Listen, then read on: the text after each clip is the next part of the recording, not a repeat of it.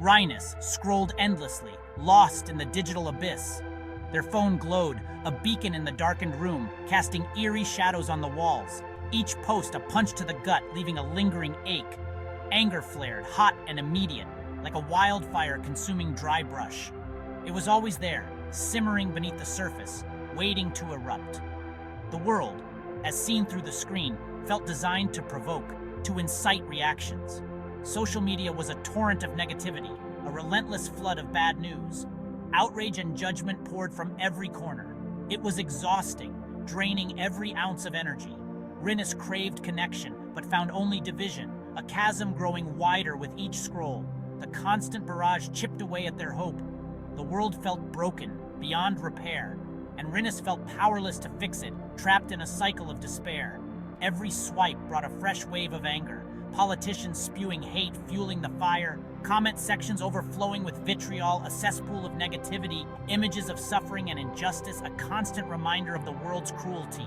Rynis wanted to look away, to find peace, yet the pull was too strong. The phone held them captive, a digital chain forged in anger and despair, unbreakable. This was Rynis' reality, a world where anger was the default setting. It felt inescapable, suffocating, like a heavy weight on their chest. And beneath it all, a darker emotion stirred. Hate festering in the shadows. It whispered in the shadows, promising a dangerous kind of solace, a false comfort in the chaos. Anger, a primal force as old as humanity itself. It has been with us since the dawn of time, shaping our actions and reactions. It surges within us, a response to perceived threats, a rush of adrenaline that prepares us for action, a tightening in the chest, a signal that something is wrong, a desire to fight back, to protect ourselves from harm or injustice. It's a natural human emotion, one that everyone experiences at some point. But untamed, it can become a destructive force, wreaking havoc on our lives and relationships.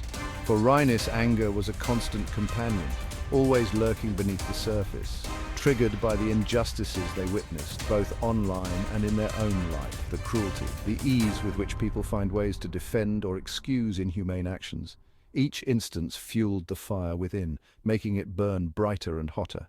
Psychologically, anger is often a secondary emotion, a mask for something deeper. It masks deeper feelings of hurt, fear, or sadness, emotions that are harder to confront.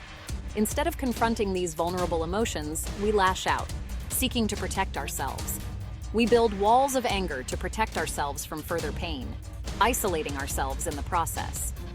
Rynis felt the weight of these unaddressed emotions, a burden that grew heavier each day. The anger was a shield, a way to avoid confronting the hurt beneath. It felt like the only solution. But the shield was heavy, and it was starting to crack, revealing the pain it was meant to hide. Anger, left to fester, can turn inward, becoming a silent tormentor. It becomes self-directed, manifesting as relentless self-criticism, overwhelming guilt, and deep-seated shame. We punish ourselves for our perceived failings, unable to escape the cycle of negativity and self-blame. This internalized anger is insidious, slowly eroding our self-worth and sense of identity. Rynis felt this inward turn deeply, a shift that was hard to ignore. The anger they directed at the world began to poison their own thoughts, creating a toxic mental environment. They became hypercritical of themselves, obsessively focusing on their flaws and mistakes, real or imagined.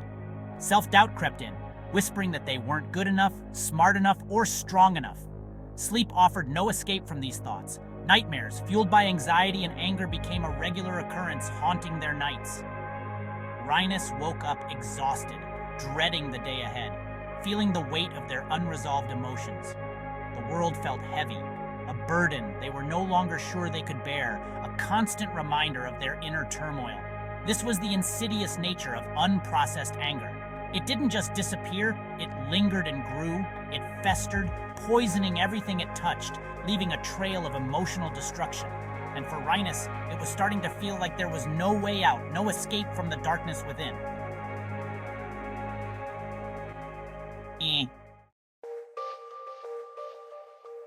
In the next episode, we will dive into Rynis' brain, exploring the chemical, neurological, and behavioral changes as Rynis faces a new dilemma. Stay tuned.